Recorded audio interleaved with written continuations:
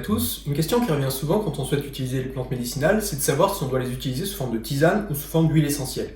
On oppose la phytothérapie, qu'on a tendance à limiter à l'utilisation de tisane, à l'aromathérapie qui n'est qu'une branche de la phytothérapie. La phytothérapie se réfère au fait d'utiliser les plantes, alors que l'aromathérapie parle plutôt d'une des formes sous laquelle on va l'utiliser. Forme qu'on appelle forme galénique, en hommage à un père de la médecine européenne, Claudius Galenus, ou en français Claude Galien. Les formes galéniques, il en existe plusieurs, chacune ayant ses avantages et ses inconvénients.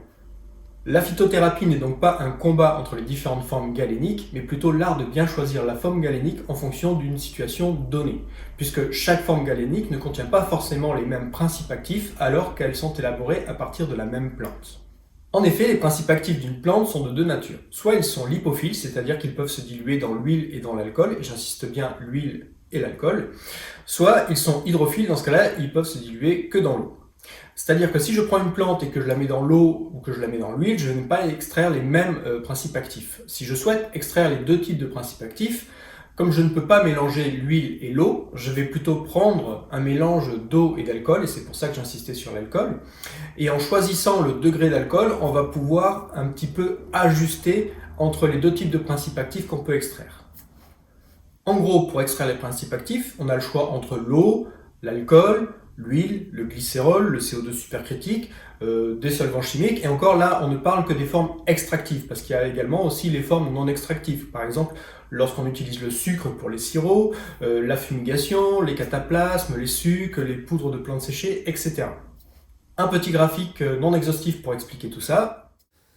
Donc à partir de la plante fraîche, on peut soit faire du séchage, dans ce cas-là on va directement pouvoir l'utiliser en tisane, soit on peut broyer la plante séchée, et dans ce cas-là on va obtenir des poudres de plantes sèches, soit on peut utiliser la plante fraîche, et dans ce cas-là on pourra faire une distillation pour obtenir les huiles essentielles et l'hydrolat, soit on peut faire du cryobroyage qui nous permettra d'avoir par exemple des extraits de plantes standardisés, des solutions intégrales de plantes fraîches et des extraits fluides, des teintures et des extraits secs.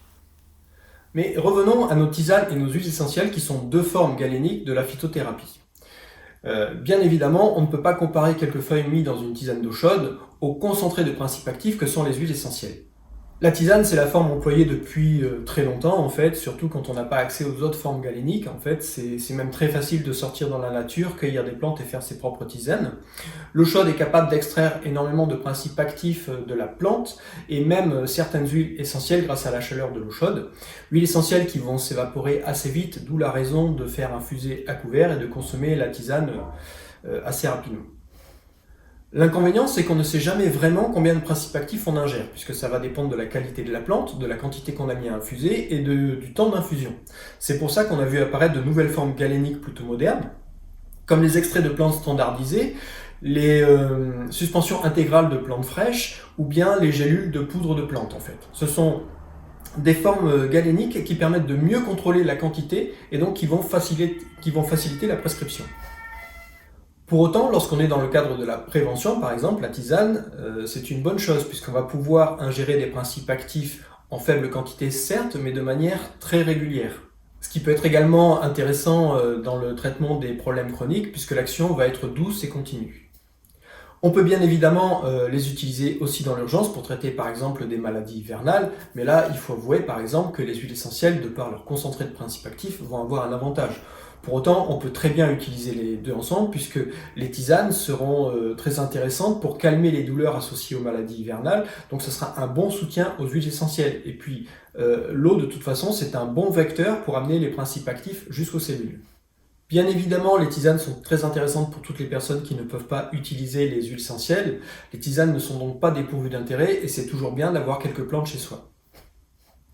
Les huiles essentielles, quant à elles, ont aussi beaucoup d'avantages puisque elles sont déjà très concentrées, elles sont puissantes, elles se transportent et se stockent très facilement et maintenant on les trouve beaucoup plus facilement dans les boutiques que les plantes en vrac. Il n'y a donc pas d'opposition entre les différentes formes galéniques, à nous de trouver la forme galénique la plus adaptée à notre cas.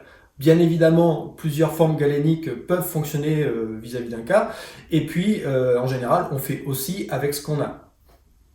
Ce qu'on doit garder à l'esprit, c'est que les formes galéniques n'auront pas toujours les mêmes principes actifs.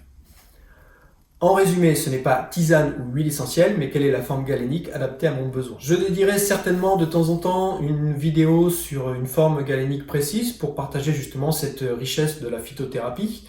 En attendant, prenez bien soin de vous et à très bientôt.